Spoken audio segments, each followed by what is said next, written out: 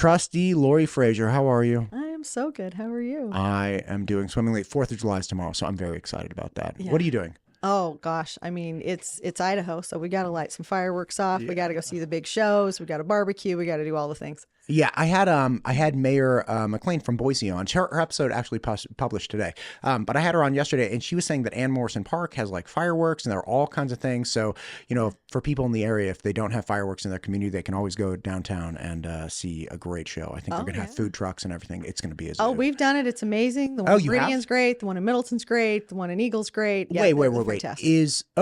Hey, this is a really important question. Yeah. Are there fireworks at Eagle High School? Okay, not this year. Okay. So I saw a post. I don't know where they moved them to, but I'm thinking we've lived here about 20 years, so we just have traded off every year trying somewhere new. So we've seen them back when they were at Eagle Island. They were amazing. And like I said, there's so many great spots to go. So where are the fireworks this year in Eagle? I don't know. That's a great question for Trevor. Text Mayor Pike, see if Pike, yeah, or there's got to be like a rec person. It doesn't matter. Anyway, whatever. Happy 4th of July. It's going to be fantastic. You too. You are trustee for a board president, correct? I am. They call it chair in West Ada, but president is what they call in a lot of other districts. Gotcha. So you're board chair for West Ada. You're here today essentially to give kind of year in review. And when I was considering about whether or not to engage in this conversation, quite frankly, because I was like, I always love talking education. Like I'm a member of the state PTA. Like I'm a big supporter of public education and education in general, to be clear. But I was really kind of like, do I really want to have a conversation with West Ada again? Just because so much of the conversation around West Ada, and especially around the end of the years in the last 2 years, has been dominated by like one hyper polarizing issue. In 24, it was the book at graduation, and that was like this crazy thing. And then this year it was the poster. And the whole time I was considering whether to do this, the real question came into, okay, are we not allowed to actually talk about the basic functions of education anymore? Right. And ultimately what I realized is everybody wants education to be talked about in a negative light. They just want it to be talked about in their negative light. You have people on the right that want education to be only talked about as government indoctrination centers and groomers and kitty litter boxes. People on the left want public education to only be the purview of, racist, bigoted, crazy people. No one that I've heard in recent times has said, hey, how functionally are our schools working? Are we producing better graduation rates? Are we producing better go-on rates? Are we producing higher test scores on standardized things? Like, what are we doing as the basic functions of an education system? Nobody is talking about that, and it has become the kind of thing where you almost can't talk about that because people only want to hear about how it's bad in their particular way. And when I realized that, I was like, oh, hell yeah, we have to have this conversation because I actually want to hear what West Ada has done. You have roughly 40,000 students. You have one of the largest transportation systems in the entire state. You're the best large school district. Like all of these things, we shouldn't be afraid to have a conversation about how schools are actually working in West Ada. Oh, well, yes, we are doing great. And thank you for wanting to have the conversation because you're right. It is really important. My husband and I have lived here the best part of 20 years in the Valley. We've raised 2 kids, K through 12 through West Ada. They both have gone on to college. They've had great opportunities scholarship-wise, different colleges they could go to. And I credit West Ada for that education 100%. They went through public schools. They weren't in the charters. They weren't in, which are great. And it's wonderful. And that's what I love about West Ada is there's so many opportunities. I mean, from CTE, from the charters, from schools of choice, GT, all the different things that are out there for kids to partake in. It's amazing. And our test scores, as they start to roll in, are phenomenal. I mean, what's happening in this valley is fantastic. And that is a real testament to our community. It's a testament to our families, to parents, to involvement, engagement, all those things, and a huge testament to leadership, what's happening with training, what's happening with a focus on best practices and how to make sure our kids have everything available to them so they and their families can choose what's right for them. And it's working. We could talk about test scores, right? And I've had Trustee Benetti on several times, and I've had Dr. Derek Bubb, the superintendent, on multiple times. And again, if anybody's concerned about test scores, it's very clear to understand that, yeah, West Ada produces fantastic test scores. Like if you're concerned about the quantitative values of, like, where our reading proficiency or math proficiency, things like that. And that's great. But there are also vulnerable groups within West Ada that West Ada is addressing. I was first introduced to this, actually, a gentleman, Deputy Gomez, Officer Gomez, who does a lot of tech safety stuff. He and I partnered on some tech safety things for schools and digital. He's amazing. He's amazing. And he used to be an SRO in West Ada. And he told me, he was like, listen, he started a shoe program at the Nike store because he had a kid who showed up to school without shoes. And they got a hold of the mom. The mom was like, oh, shoot. Okay, hang on. I'll be right there. And she shows up and she takes the shoes off her feet and gives them to her son. Wow. And they had one pair of shoes, and luckily they were the same size. They had one pair of shoes between the two of them. And Deputy Gomez was like, oh my God, this is terrible. So obviously he started, trying to supply and get the community wrapped around that. That's an SRO, but West Ada has things like community schools that very few people know about, that are essentially community hubs. You have refugee populations, which are distinct from asylum seekers, to be very, very clear. People do not know that these two things are different. If you're seeking asylum, say you come over from, let's say, Mexico, and you come into the United States and you apply for asylum, and they're like, okay, great, this is your court date, or we'll figure this out, and you can stay in this country in the United States until your court date comes, right? And there was that big snafu with Trump years ago where he said, no, you got to wait out of the country. You're not waiting in the country, right? Refugees are completely different. That's an individual who has left their original country and is stationed or living in a third country or a second country. And they're like, okay, I left wherever, I'm over here. And by the way, United States, I would really love to come to you. And they have to be accepted as a refugee before they can be transported into the United States. So if you have a refugee here, this is not somebody who came here illegally. This is not somebody who has been waiting or is waiting to be determined if they can be part of it. They've already been accepted as a refugee into the United States. And West Ada has a population of those. Sure. All of these people, I mean, you again have American citizens that were born here and are struggling. You have people that were born in other places that have come here that are struggling. And West Ada plays a part in supporting these people, not just from an education standpoint, but from a life standpoint as well. Absolutely. Yeah, I love that you're bringing up community schools. I love to talk about community schools. So buckle up. Let's go. I explain it to everybody. Imagine the Goodwill, imagine the Salvation Army, and we're going to take that sign off of that building and we're going to replace it with a sign that says community schools. Because I think a lot of people think it's a school. They think it's some type of an educational building, and it's not. It's there to support our educational system. It's not a name that we chose. That comes from a government agency somewhere. But the purpose of it is really to make sure kids have access to everything possible to put them in the best light to learn. We know that families, like you're mentioning, can have all kinds of personal struggles, financial and other. And these buildings, they sit at our Title I schools. So we have 5 of them. They're not at all of our schools, but we have 9 Title I's. They're located on campuses, to be clear. Are. So when the idea, it's like it's a community school, it is not that particular function of that building is not to teach math, but it is Correct. To supply things adjacent to a math or English building, something like that. Correct. And I tell people, think of it as the community supporting schools. So community schools, maybe that helps with the title. And I would guess that's probably where it came from, but I don't know that. What they have are all kinds of clothing items. I mean, new items, used items. They come by donation. This is not something that's funded by our state. So it's important that our community helps support it for sure. But I mean, there's probably 30, 40 items that they typically are asking for. They're things from laundry soap, cleaners, diapers, various hygiene products, shoes, sometimes snacks, backpacks. I mean, all different kinds of things. They do partner with the Meridian Food Bank. They work with all kinds of community, non-for-profit and whatnot, but it is always in need of more. You know, it's fun to, I think, for different organizations to get together at Christmas, and they'll put together coat drives and different things that help, and that is fantastic. But the next week there's more that they need. It is never ending. Our populations, it's amazing. Some of the things that I've seen. I tour schools pretty routinely with Dr. Bubb. He gets in there about every day. I probably get in there every couple of weeks or so with him. And I have seen students in West Ada with duct tape for shoes.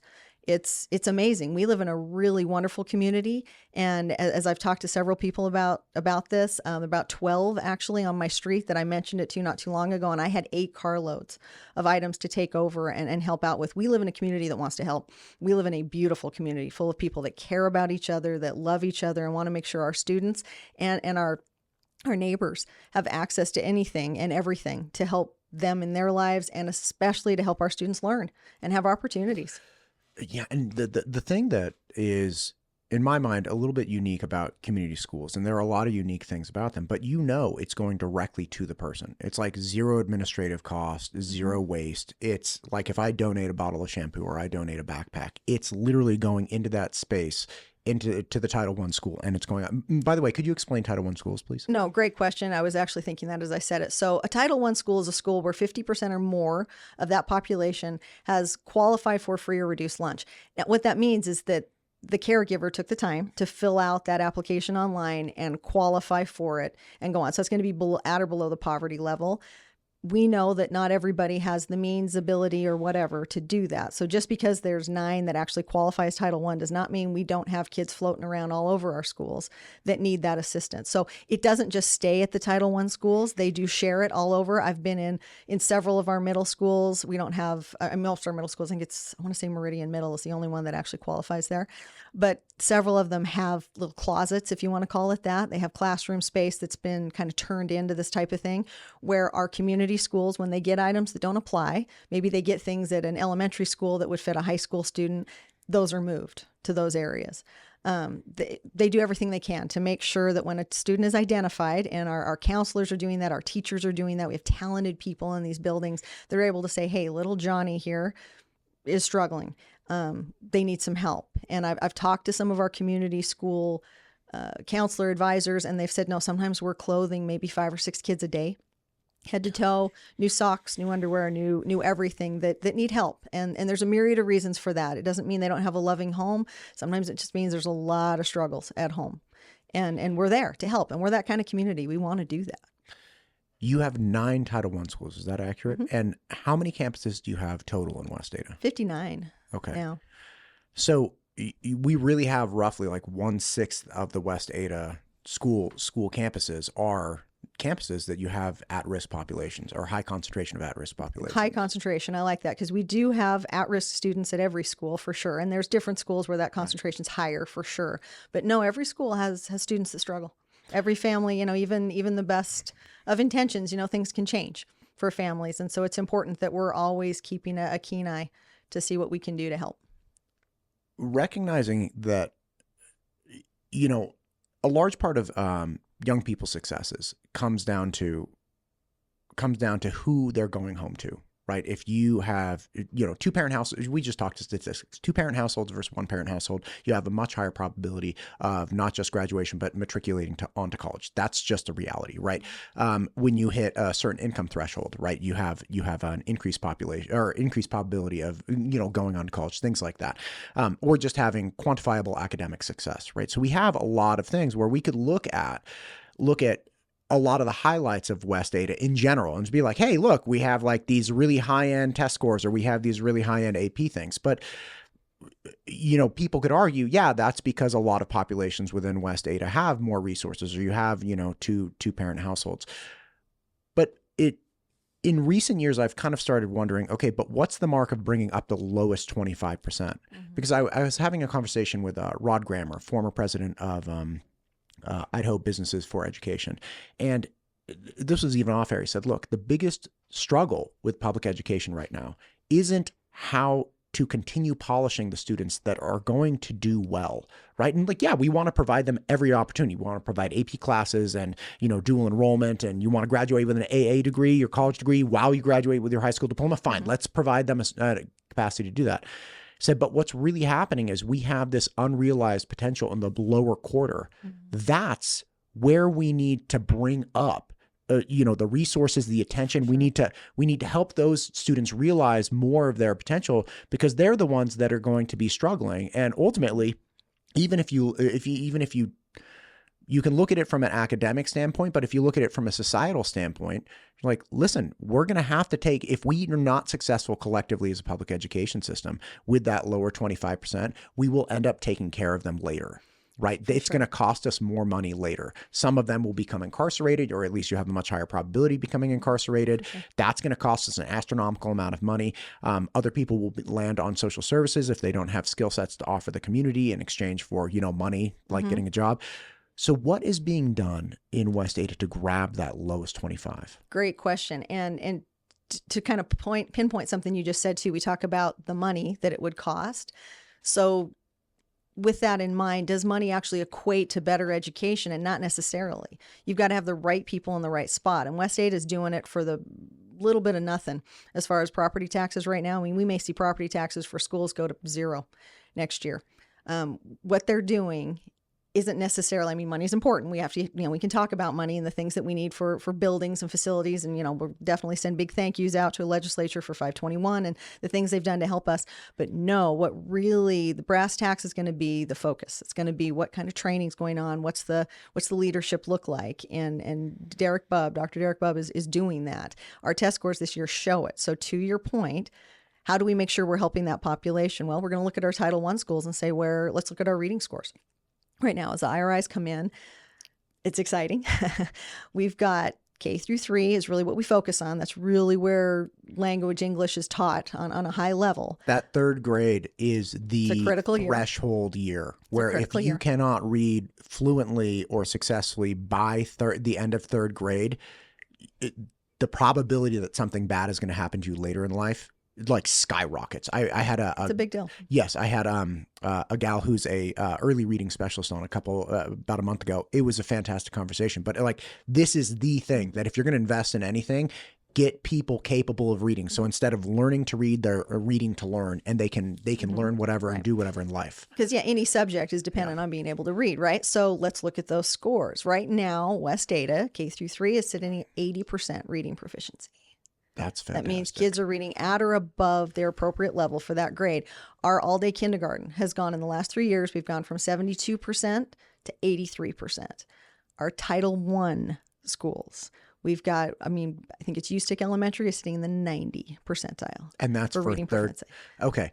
K through 3, reading proficiency. That's where we're coming out in kindergarten. This is where, and what's happened this year is they've really, really focused on those best practices. What can we do? I talked with Marcus Myers the other day. What's happening? What do you attribute this to? As a board member, I'm excited. What is it you're doing? Because this isn't what we do. We don't get, we say it's a weeds, not because it's not something worthy of, but it's just not appropriate. It's way above my pay grade. Too detailed. Yeah. Well, it's not my skill set. So what are you guys doing? This is phenomenal that we're seeing these kind of scores. To be in the 90s, that's we're talking nationwide. I was going to say this is well above the national average and climbing, right? Like this isn't like, hey, we were at 83% 2 years ago, now we're at 80%. It's like, no, we were at like 75% 2 years ago. Now we're at 80%, continuing to increase reading proficiency. And there's no stopping this. Dr. Bubb, really, to say 100% is the goal, of course it is. We want everybody reading at that level, but to be in the 90s, we are really talking about numbers that are having an effect. To your point, yeah, this is game changing. This is life changing for people. What is, if I may ask, I'm sorry to interrupt, what is going on that is producing those results? I spoke with Superintendent Debbie Critchfield a couple months back, and she was talking about focusing back on phonics and having longer term plans that just like it takes time. Like if you need like 4 years, if you change the strategy around reading proficiency and reading and teaching reading for a kindergartner to third grade, it's like 4 years, right? So like these things take time, but it's coming into where the changes are bearing fruit. But what has it been in West Ada specifically? It has been really focusing on what that population community needs. Sorry about that. No, you're fine. It's what will work in that area. We have professional learning days. We do 4 of them a year. We get the teachers together on Wednesdays, and they sit together in their cohorts and talk about what's working. We've got administration that are going to all kinds of training and bringing back, okay, what's going to work in our area? What's going to work in these schools? I tell people 59 campuses. It's incredible to me to go to a school, to go to Rocky Mountain High School and then go to Meridian High School. Just the culture is different. It's completely different. To go to Owyhee, to go to Eagle, to go to Mountain View, it's just completely different. And it's the same in our elementary. So what works? What works is Dr. Bub being in those schools consistently, our executive team is in those schools all the time, talking to teachers, talking to the people in the trenches, what's working for your kids and what's not working. And that is changing things tremendously. To sit back in the district office and read a book and say, we'll do this. This is going to be great. It doesn't necessarily translate, right?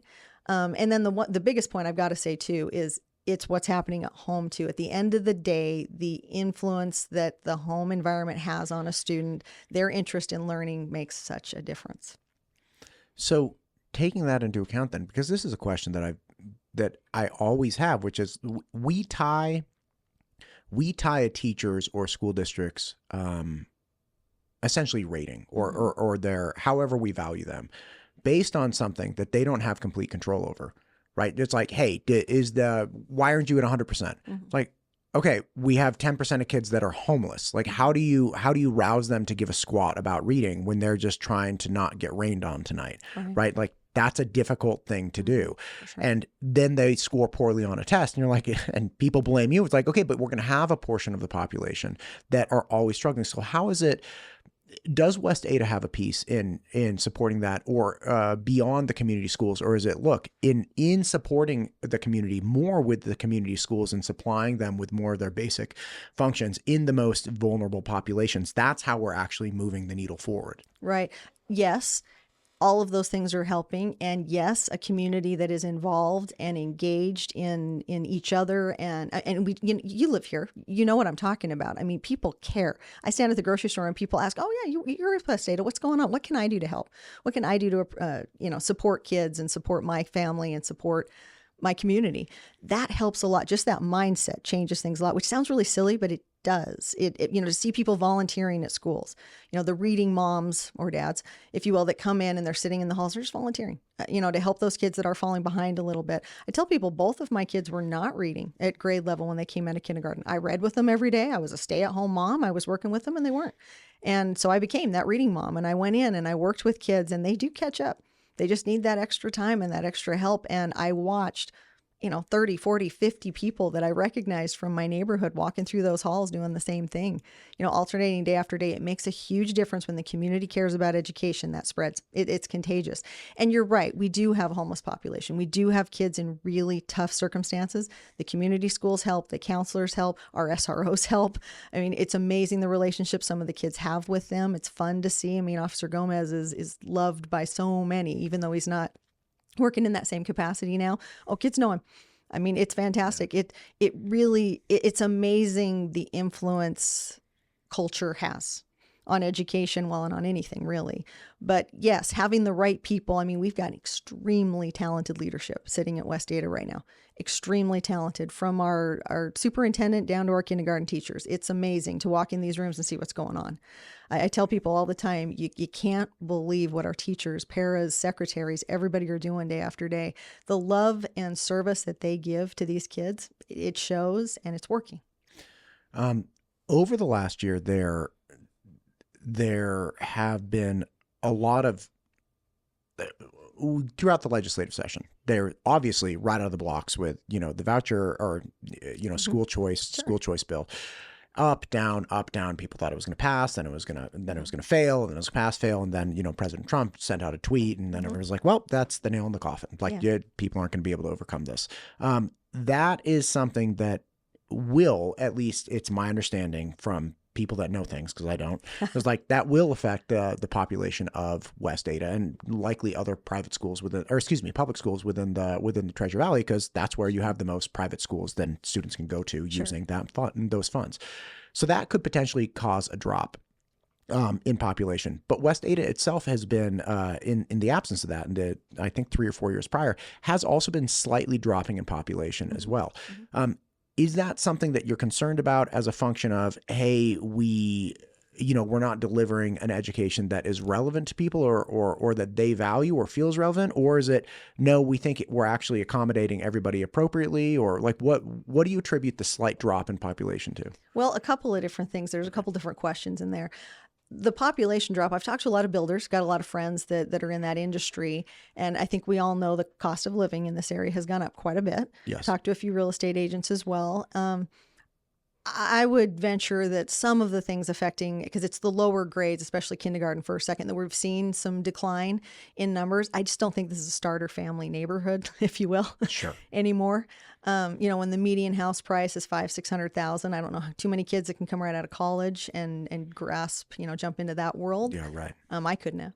I do think that's a part of it, because we are seeing increased numbers in the higher grades, which makes more sense, that people are moving in with more established families. They're a little older, more established in their careers, that type of thing. So we do think that's a factor. Oh, I didn't know. I just looked at gross population when I kind of understood this, but you're saying, essentially, let's just say easy K through 5, we're seeing a slight decrease, but 6 through 12, we're seeing more people because just the age of the people moving into the area. 100%. Yeah. And you can pull those numbers, and even K through 5, I mean, once you get in third, fourth, those numbers do start to increase. Yeah, you have parents kind of in their late 30s or something like that. Yeah. And I mean, out in Star, and the number of lots being approved and the growth that's coming, we're not going to get smaller. I mean, we are going to keep growing. This area is one of the top in the country to move into, and I can see why. It's fantastic.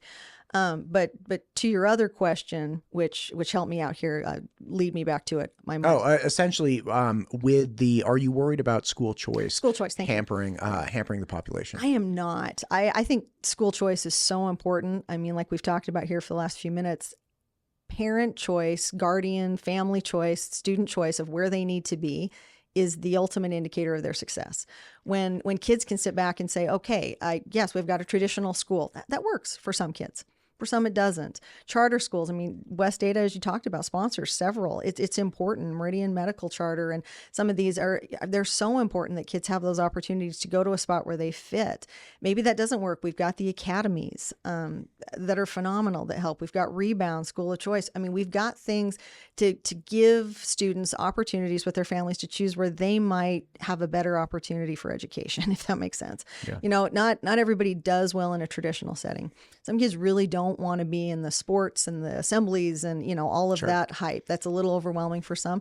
Others, it's all about sports. I've got to be at the school that football is the focus, or at least they feel like that opportunity is that's great.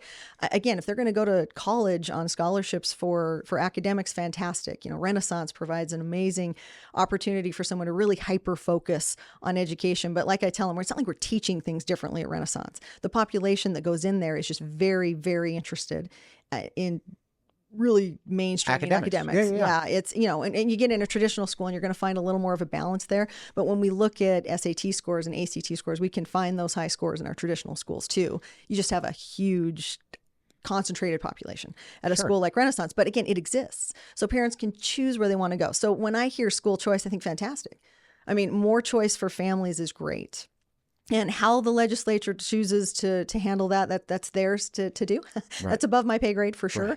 Right. But I'm happy to sit over here and say, no, West Ada, we will continue to work hard to provide opportunities for families to choose. I tell teachers all the time, you keep doing the great work you're doing and you let families choose what's right for their kids. Don't take that responsibility on yourself. You don't need to. You're doing so wonderfully providing this opportunity for 180 plus kids a day in our traditional high schools. In elementary schools, you've got maybe 30 kids, give or take, depending on the grade.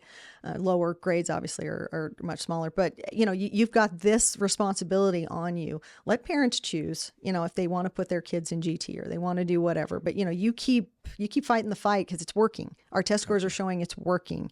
Kids are having opportunities to learn. And beyond that's families to decide. One of the big criticisms of school choice was not just that it's going to take away populations, but that population was obviously tied to funding and you were going to decrease funding to public schools. Mm-hmm. Marrying that issue or potential issue to what you articulated, which is that this is a very expensive place. How do we navigate the cost of living here, the potential decrease in funding to the school, and supplying the best and highest quality teachers to our people? Like, how does West Ada continue to attract, or is it struggling to attract teachers? And if it's not, how are you not struggling considering these things? And, how do you keep that supply of talented and motivated educators? I think really in one word, it's leadership. I think anybody that works knows what's the number one factor that you're looking for in job is satisfaction. You're looking for that piece where I enjoy going to work. I enjoy the opportunities available to me. And no, we're not seeing a real problem hiring in West Ada. I actually attended our job fair that was just a few months ago, and we had hundreds of people show up for it. From out of state, from in-state, from Boise, from all over. Kids right out of college, teachers that were very established, that were excited to work for West Ada, that were excited at the culture. That's a big part of it too. Dr. Bubb is very, very interested in, as you keep saying, moving that needle forward. People in education want to be part of that. I am always so motivated and excited to talk to our teachers and anyone involved. They want to be part of making things better. You don't go into this job because you don't love kids. Sure. And you don't love watching them thrive. And that only happens with that leadership piece. Well, again, then the reason I asked specifically is because West Ada does not pay the most out of, like, if you looked at the surrounding school districts, there are not all of them, but there are some school districts that absolutely pay more than West Ada does. And so that's the question, is like, yeah, look, everybody, we can make the charitable assumption that everybody goes into education because they love seeing kids grow. But like, yeah, I want to make 60,000 instead of 50,000 if I can. So you're really saying, hey, look, they accept a lower pay to be part of the West Ada culture. That's the key to West Ada being able to offer an education at a per student spending of well under not just the national average, but the Idaho average. Oh, for sure. And you're right. I mean, our neighbors to the east do pay more, for sure. Oh my gosh, I'm so sorry. Good totally Lord. I'm sorry, you were saying the neighbors to the east definitely pay more. I mean, what their funding is I think it's 11 or 12 times their property taxes what ours are. I mean, much, much higher. Wait, back up. Yeah. So the people, let's say the Boise School District, they're paying 11 or 12 times more. We're paying $33 $100,000, and last time I looked at Boise, I think it was $290 $100,000, $290 $100,000 is what they're paying in property taxes. So it's much, much higher. They have a very different setup. They were a charter before the state existed. They've got a built-in bond. They've just got different things where they don't have to go through some of the same voting processes that we do in order to secure funding, and, more power to them. That's great.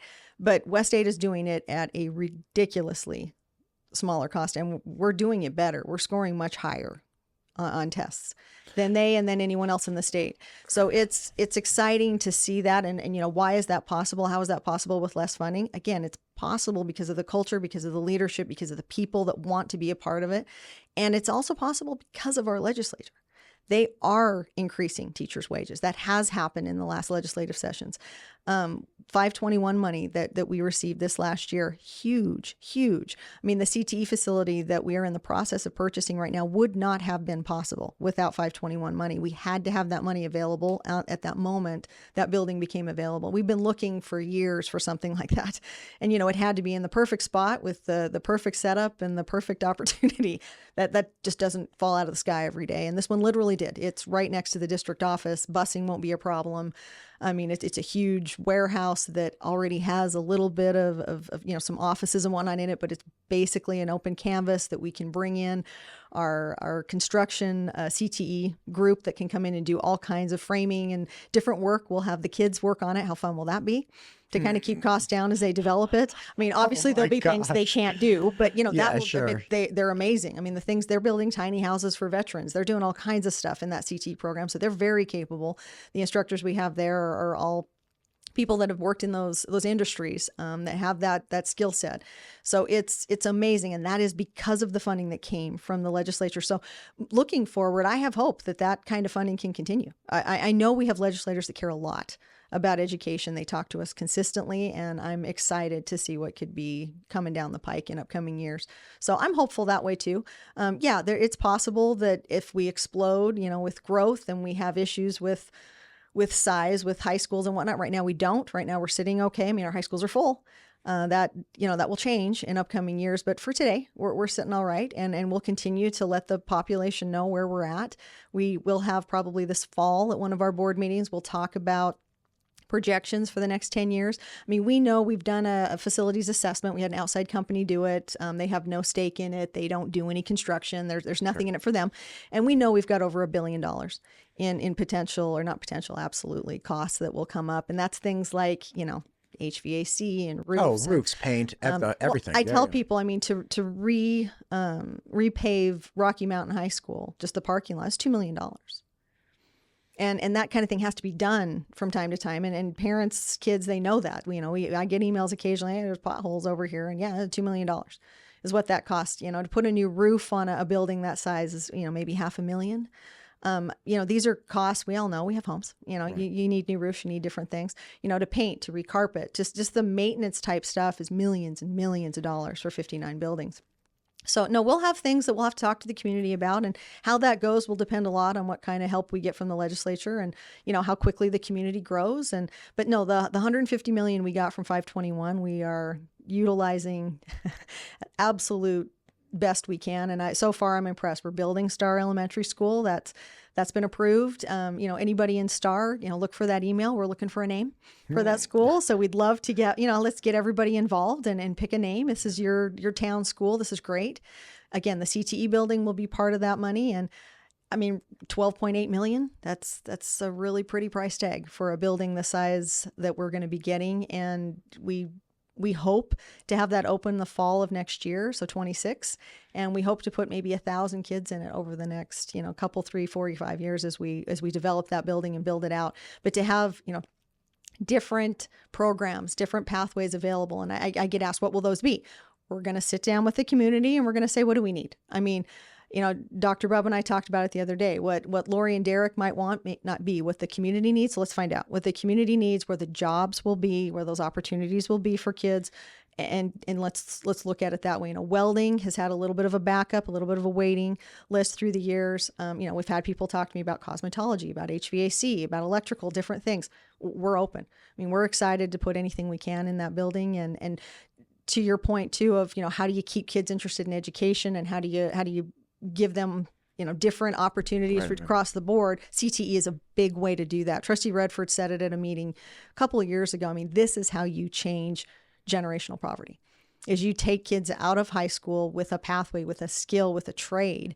About 3 years ago, I was there when a child that had been doing a welding program, and he completed his pathway and he was graduating, and Welders Union was there and they were signing him, just like signing day for, going to Notre Dame, right? And it really was. I mean, everybody was there, all the hype, and parents are standing with him, and he signs, and then he looks over at his mom and he says, "What is a 401k?" And I just thought, yeah, I mean, this is fantastic. My kids didn't come out of school with that.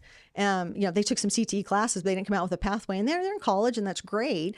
But I look at it now and say, oh my gosh, yeah, I mean, get a pathway, get that certification, come out of school, go to college with a welding, go to college with a pharmacy assistant, a CNA, a veterinary assistant. I mean, there's 62 different pathways. Pick one. You just mentioned kind of connecting with the community and making sure you're giving the community what it wants. Senator David Lent is going around the state, and he's the chairman for the Senate Ed Committee. And he's going around the state on a reimagine education kind of tour. He came in and chatted with me about it. And there's so much that can be said about, education, what people need, what the communities want, all these things. And a large part of what I find people talk about, perhaps not Senator Lent specifically, is people compare the United States to like China, and see the videos of the kids with like the headbands on, making sure they're like focusing. And it's kind of like, I've never understood how anybody could be criticizing the United States public education system as being this like throwaway Prussian model that produced factory workers, and then pointing to China with headbands on the 5-year-old's head to make sure the 5-year-old's paying attention as a viable alternative. It's like, if we're reimagining education, it has always seemed to me that we really just need to look at the community and say, hey, community, what do you want your children to be capable of doing once they leave school? At 18, do you want them to be able to, lay up walls? Do you want them to be able to weld? Do you want them to be able to do calculus? Do you want them to be well positioned to go on to, coding school or universities or whatever it might be? But that's really like the concept of education is like, can we just get back to what the idea of education is, which is to provide, to train people with the skill set that the community wants. That's the nature of public education. So to that end, if I were to ask you how you think West Ada should reimagine public education or reimagine education that they're offering based on what community wants, do you think that there are large asks from the community or issues that the community is bringing forth that you're like, yeah, we really need to change this? Great question. No, I think we're on that path. I mean, what I'm hearing from the community is Oh, we have CT. Oh, we have these opportunities. Oh my gosh, there is a GT. Oh, there's a 504. There's an IEP. There's schools of choice. There's, oh my gosh, I didn't realize, and I recognize it. I mean, like I said, I've lived here 20 years. I've had 2 kids go K through 12. I was very involved in their education. I was volunteering in the schools. I was booster president of this and that. I was there, and I missed some of that. And do I think that's because West Ada wasn't advertising it right? No, I don't. I think as a parent, I just needed to step up and really say, what's available to me? What can I do? And as I see that, and COVID, I think has really highlighted that people are a lot more involved than they once were. Maybe a good thing that came out of COVID. We'll try to find something, right? But I'm hearing more and more from parents, can we add more CTE programs? Are there different things? Like I said, I'm hearing cosmetology, I'm hearing electrical, I'm hearing HVAC. Yes, that's what we're trying to do. Let's try and get a building. We're doing that. We're utilizing that money that way. So you're right. The community absolutely needs to be involved, and they are. We are getting a lot of great insight and a lot of great communication from them. And, can we make everybody happy? Never. I mean, that'll never be possible. And that's why I think having those choices out there is so critical. So the parent can choose. Maybe homeschool is the right way to go. Absolutely. I mean, couldn't support that more. Whatever is right for that child to have opportunities to be successful, both on the level of what you started with today, which is, from a community financial perspective, yes, having good, solid community members is a great thing for all of us, but also for little Johnny and little Jennifer and the individual matters. And we talk about that a lot on an executive level. It isn't just numbers of, it's great that we're at 80 some percent, higher 90 some percent at some schools for reading. That is phenomenal. But what's happened to little Susie? Right. Is she getting the opportunity she needs, and what can we do? And that's what happens as it matriculates down, as we get to the principal and we get to the counselor and we get to these teachers that are able to identify needs. And then we have a community school that can help with some of those, or we have various organizations in the community that can help with those in different ways. I mean, counseling and some of those other things need to be handled by different organizations. I mean, when it gets to higher levels, that type of thing is how it all works, how it comes together, if that makes sense. So yeah, when I hear people say, oh, nationally, we're getting beat by Japan, or we're getting beat whatever. I can't speak to nationally. That's way above my pay grade. I definitely can just speak to West Ada, but no, West Ada, what they talk about every time I walk in that building, how do we help kids? I hear that constantly. How do we help kids? How do we help kids at McMillan? How do we help kids at Paramount? How do we best help math class at Owyhee? And that's what's neat. When you talk to Marcus Myers, when you talk to people about how are we getting these test scores up, those are the conversations happening, and it's working. One final question, because I know it's, again, middle of the week, the holiday tomorrow. If people are hearing this outside of West Ada, Idaho has a very cool open enrollment program, which is essentially, hey, look, you don't have to be in this district to come to this school. As long as the school has space and it's not like over capacity, somebody from Middleton could come here, somebody from, wherever, it doesn't matter. How many students, do you know how many students we have currently that are enrolled in West Ada but out of the West Ada bounds? I don't have that number for you. I do see, though, open enrollment in West Ada has existed before it was state law. We've had open borders, if you will, as long as the boundaried individuals already have access to their school. Sure. We would never throw a boundaried student out so that we could bring in someone from Nampa or something like that. It isn't enough that it affects those numbers significantly.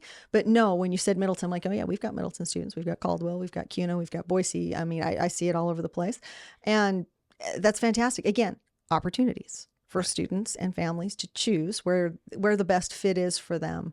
And yeah, that's been happening for a long time. We don't bus from those areas. The transportation they have to handle that on their own for obvious reasons. But yeah, and then, I tell people too, when that student comes to our district and is in the seat, we do get funding for them being in the chair. We don't get taxes from, their home because they're outside of our district, but we do get some funding for them being in the chair. And again, that's a beautiful thing, in that Idaho is providing a public education system that is accessible to all Idahoans. Absolutely. Right? That's one of the big keys. It's not like, hey, this school district is only accessible to people that can afford the $500 to $1 million house, and it's really it creates a very inappropriate disparity. No, it's like anybody can come. Get yourself here. As long as you're going to a school that has capacity for that kid, get that kid here, and you get all of the benefits that people paying in this area and have to pay for the houses get. And that's a really cool thing about this. And again, it's like however many, I'm not surprised to hear that you don't bump out kids that are in the the geography that is, gated for it. But the point is, like, look, this is accessible. If people like West Ada and they like what they're hearing, they can stay here if they're already here, or they can come to West Ada if they're out of the boundaries. And if they don't, then they have the opportunity. If you live in Eagle and you don't like it and you don't like West Ada, you can obviously go to Middleton. Like, but we have that flexibility. You don't have the captive audience that some other states, unfortunately have. Oh, for sure. I mean, even in talking with Marcus a year or so ago, he had a homeschool parent contact him and they were interested in a certain type of test and a certain type of curriculum and whatnot. He just shared that information with him. He said, no problem. Let me just email you some of the things we have and it's yours. Use it as you will. If it's helpful, that's great. I mean, we want to help every student be successful, whether or not they're even in West Ada. Gotcha. Our goal is to really help the community. Gotcha. Lori, thank you for coming in. We're at the end here. Is there anything you'd want to say? Well, I said it when I came in today. Thank you for everything you do to help the community. Really, public schools, they're the foundation. And absolutely private schools and all the different things that are out there are fantastic for students, but public schools are the foundation. And I sit on the Idaho School Board Association. I'm the vice president for the state. And so I get to talk with school board members from a lot of different towns. I've lived up in Grangeville. I've lived in Coeur d'Alene. So I've been Coeur d'Alene isn't super tiny, but Grangeville is. And I've lived in small areas, seen Kuski and some of those really remote areas. And they all say the same thing. Having a school district that can lead, having a West Ada that will share the knowledge they have. And when ISBA has their conferences and a lot of our executive team goes and our attorney, Amy White, goes and she leads different classes and does things so that information can be shared. It just strengthens the state as a whole and it helps all of us be successful. So it's a wonderful thing. And what you do to help contribute to that, to help get that word out and help people understand that there's great things happening in education. And as our community engages and helps, it will just continue to improve is wonderful. So thank you. Yes, you're welcome. And to be clear, I want an honest conversation about education. Like there are good things happening, sure, and then there are things that people can improve. But Absolutely. The idea that like we can't just have these open conversations and be like, okay, what's highlights, lowlights, whatever it might be. Everybody wants the conversation to be bent towards their issue. And that muddies the water and makes it almost impossible to even understand how our schools are functioning. Let's just have honest conversations about schools. And honesty doesn't mean like most people like you be honest with yourself. And that is analogous to insult yourself, right? Agree with me. me. Right, exactly. Yeah. But being honest means, okay, maybe you're not as terrible as you think, and maybe you're not as good as some people are telling you are. Maybe you're kind of right in the middle, and let's just have it out with that. Absolutely. Like, because the middle is this very difficult to define space. And so, again, the PTA helped me over the legislative session have a studio downtown. And I told them going into it, because they're like, hey, we have the space if you want to do legislative interviews down here. I said, that's fine.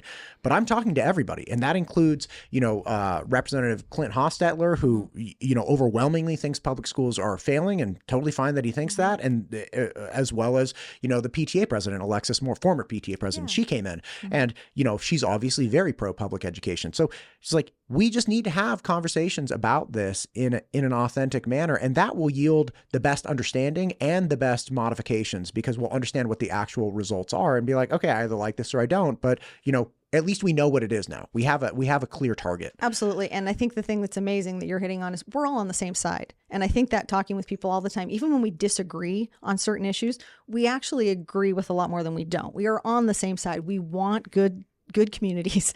We want good families, want opportunities for people to choose what's right for them.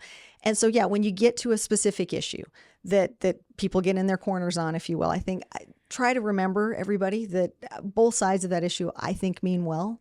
For the most part, you run into some really unique one-offs, but for the most part, everybody really does just want things good for their families and good for their communities. And when we can go into it thinking, this isn't my enemy, this is an issue. Let's keep the issue in front of us. Let's talk about the issue and not make it personal and not assume the worst. And everybody, I think we do better. Jason Levy is the new ISBA president, right? He will be this next year. Right now, Brian Piper is, but in Gotcha. November is when those official elections happen and when that changeover happens. And so that'll start January 1. Man, I say a lot of dumb things, but when I was interviewing Jason Levy, he has obviously one of the most heartbreaking but inspiring and beautiful stories related to his public public school. And it stems from him having a young daughter that was kind of like, you know, a blessing that wasn't anticipated. And then his wife and his daughter's mom passing away, like right as the daughter starting and the school rallying around him. And he was I didn't know that story. And I was interviewing him and he was telling me, he was like, we drop, you know, his daughter. He was like, we drop my daughter off at kindergarten and my wife and I high five and all these other parents are crying because it's the first time they've dropped a kid off. And for us, it's like, yes, we finally got her off to school. And I interrupt him because I think it's funny. It's like, yeah, I mean, the idea of, you know, being the first time when you drop the kid off and you're all upset, you go off on this thing. He's like, yeah. And then 2 weeks later, my wife died. I was like, oh my God. I know. I've had him tell me that too. And you just go, and he's amazing. He's just so upbeat and so positive. And he let me go off on my stupid joke. I never edit episodes. I edited that part out. I was like, I cut it out because I was like, God, man, you botched this so hard. You know, he was trying to tell you something and you just... But he's amazing. And he's so fun to work with because he's an interim president. So I work with him because I'm vice president. And then, you know, if I'm elected, I'll be interim president next year and kind of move through that ranks. And no, it's amazing to get to work with these folks. Again, everyone is so well-intentioned. Everyone wants good things. Yeah. And everybody in our sector, in this school board world, we're all doing this volunteer. So, I mean, unless it's a big power play, which I struggle to see how it is. I mean, the 30 plus hours that this is a week for me, no, I really just enjoy helping the community. It's fun for me. Right. I know people say, why do you do that? Honestly, it is fun. I wake up just about every day and think, I can't believe I get to do this. This is really neat to get to be involved, to get to walk into classrooms. It sounds like such a line and it's the truth. To get to walk in and actually see what's going on. I tell people all the time, it's just not what you think. I mean, it's amazing to sit and watch a teacher work with a child that's homeless and is talking to them about how they can get their homework done that night and how we can get them a hot spot and try and work with that. And then have another student over here that's getting ready to go to, you know, the football game and needs to get out of class early and has this and that. Okay, and they're handling that. And then we've got this student that's struggling a little bit to focus and concentrate. Maybe they're acting up a little bit and they're handling that. I mean, and then they've got 30 other students. Right. It's amazing to watch with a smile on her face or his face and can't wait to come back the next day, and sometimes takes a big breath as they walk out and they keep coming back for maybe less pay than other schools, for maybe a very challenging job. I mean, they just keep swinging it. It is amazingly inspiring to get to go and see that. Yeah. It's fun. Again, thank you for coming in today. I appreciate you. Thanks for what you're doing for Idaho and West Ada. And let's do this again. Absolutely. Thank you.